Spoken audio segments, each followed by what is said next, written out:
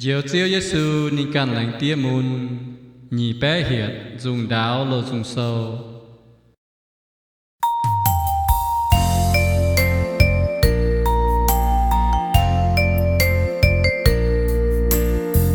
Diệu chiếu Giêsu ni can lành tia môn, chú ba miền cho nín tình thao tài.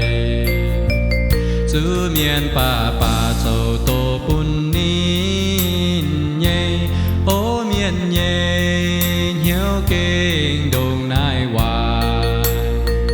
Chiều mai châu tòng hai những ngoài xí, chính tay xuôi miền chiếu nhau hỏi nín. Đông hai nhảy mùn nhà lên tía đam choang miền nhảy chui chu tay, ye nam hai chiều mai này nhung nhiều.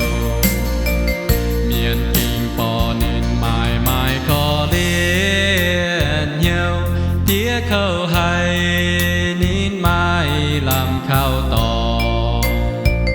Miền to chẳng tài giúp nín nhảy lá nhà, chiếu Giêsu nín nhà mai khô lồ.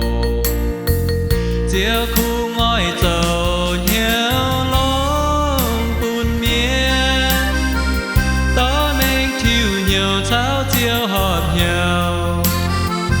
Nín hàng này tay bùn miên hiếu diệu chiếu, nín hàng này chia còn chớ trên kính bùn miên chia tu nín.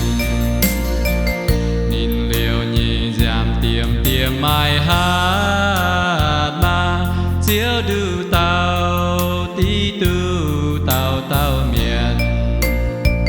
Nín tay nhảy hỏi miền kinh cầm dìa hay, lung yam hoàng cả địa đào gia tông.